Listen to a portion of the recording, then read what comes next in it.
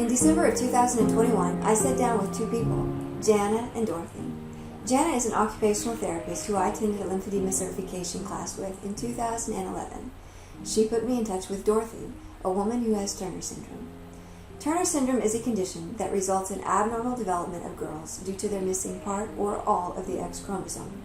Many don't survive through birth. According to the Turner Syndrome Foundation, between 1 to 3% of all pregnancies with a fetus diagnosed with Turner syndrome result in a live birth. Of the many complications that can result, primary lymphedema is one of them. Lymphedema can be secondary or primary. The more common is secondary lymphedema, and it results from a cause outside of itself. These causes include cancer, cancer treatment, venous insufficiency, obesity, infection, among other causes that result in structural damage to the lymphatic system in a particular area of the body. In primary lymphedema, the lymphatic system is impaired in an area or areas of the body as a result of a congenital birth defect that causes dysplasia and abnormal development, or aplasia, incomplete or absent development. Jana begins this video telling how she developed an interest in Turner syndrome.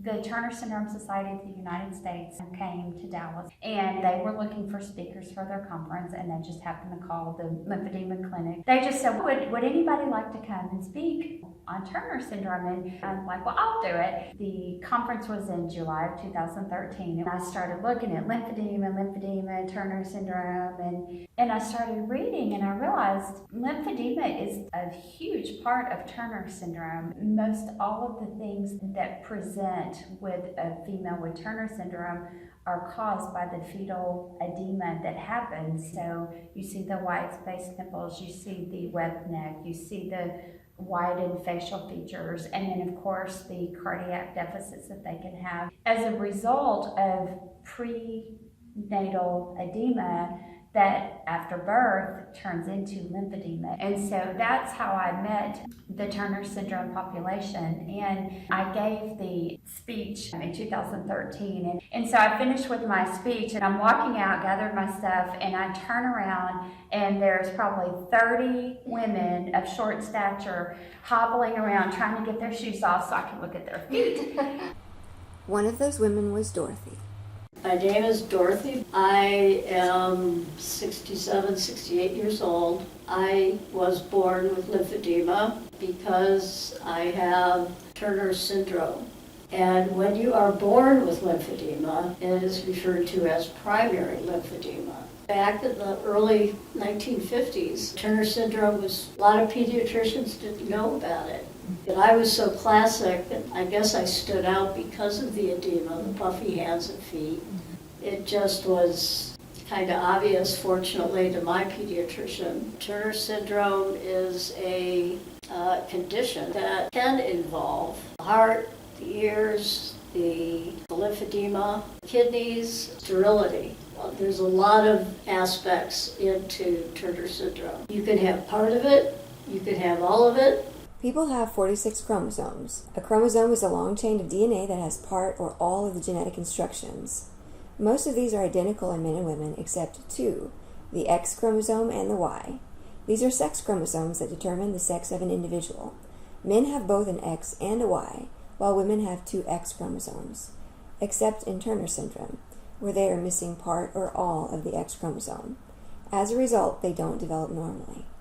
So speaking of risk factors, complications related to Turner syndrome, what would be some other complications that people with Turner syndrome would have? With Turner syndrome, the first things that they're going to look at is the heart function, because they are at risk for aortic dissection and different presentations of the heart. So what was the heart condition that you had?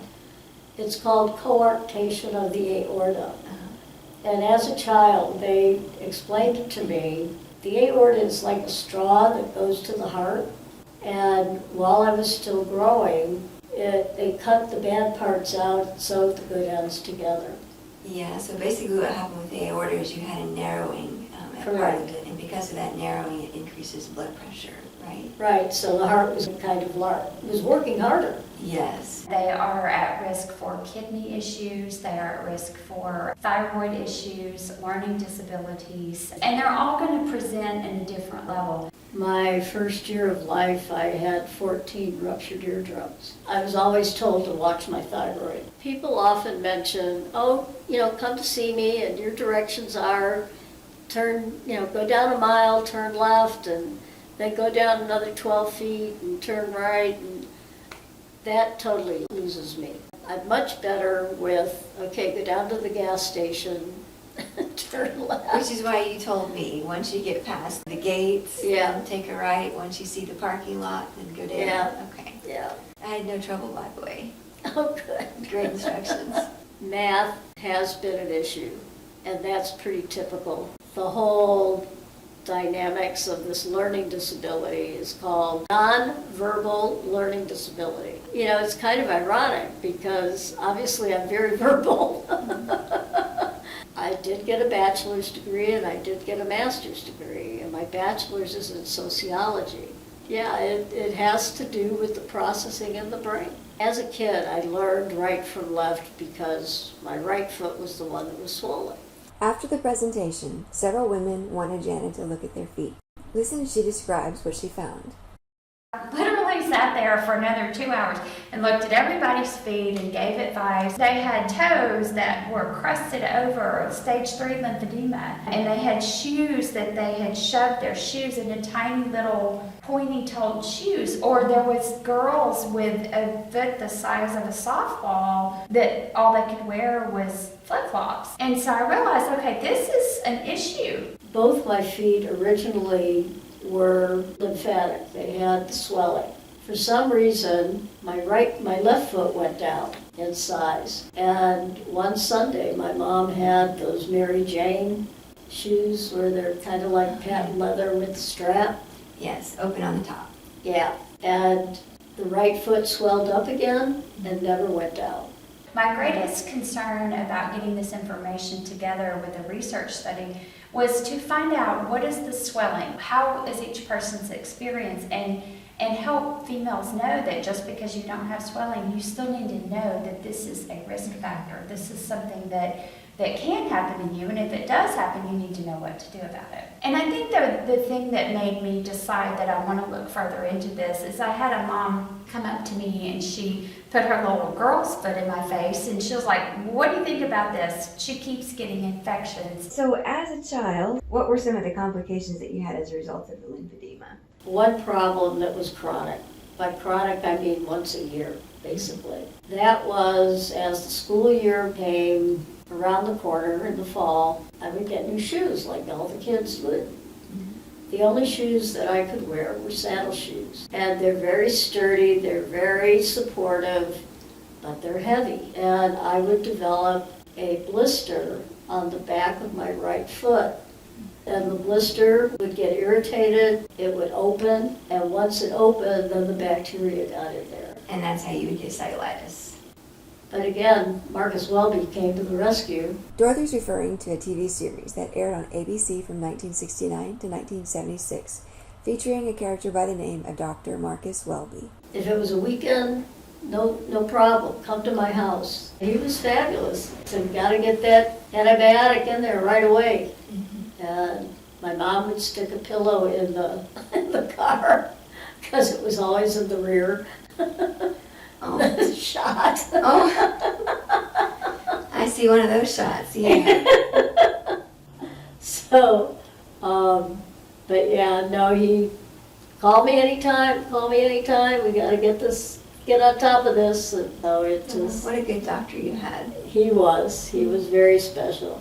For that, I am very thankful, because who knows what, I've met people that have had problems and they weren't really correctly identified until they were in their 20s or later. And it's just sad because there's some things that probably could have been done to help them. Dorothy later describes as an adult taking a trip overseas and going into the hospital when she returned. She was given IV fluids, but no one did anything to address her lymphedema. I had gone on a trip overseas and came back, and I walked off the plane and my brother and sister-in-law said, "You're going to the hospital." I was in bad shape, so they were giving me IVs of fluid, and when I left, my legs were like that. I mean, it just was, so they pay attention to what is currently wrong, but they don't observe or notice, okay, how are your legs doing? Dorothy went to therapy to get her legs back down and returned to wearing her lymphedema compression garment. She continues to enjoy spending time with her dog Taffy and being active in the local Turner Syndrome Society. Did you notice when Dorothy mentioned her doctor that she said she had known many people who had had problems that hadn't been correctly identified, and as a result they had more complications later in life? This is true of lymphedema and the conditions like lipedema that can cause it. If you're a medical professional, take a moment to contact your state board, the American Medical Association, or any other governing body that influences physician education and request that they make a change to the education that physicians receive about lymphedema in school. In the United States, Medicare doesn't currently recognize the significance of lymphedema, the conditions that cause it, the importance of complete decongestive therapy, and the necessity of compression supplies and compression garments. Please take a moment to visit the Lymphedema Treatment Act. It doesn't cost anything, and it couldn't be any easier to contact your legislators. Take a moment to make your voice heard. These are like $400 a pair. Medicare does not cover them. Most insurances do not cover them. So that's what's hard, and that's why the Lymphedema Treatment Act is very active. Hopefully something will be done. Visit the Lymphedema Treatment Act at www.lymphedema-treatmentact.org. Jana recently opened a business in East Texas called Whole Life Therapy Services. You can find out more about her OT offerings by visiting www.wholelifetherapyservices.com. She was willing to share the presentation that she did on Turner Syndrome, so I'll include a link to that at the end of this video. I want to say a special thank you not only to Jana for the time that she spent preparing for our interview, but also to Dorothy for spending an afternoon with me sharing her life story and her experience with Turner Syndrome and lymphedema.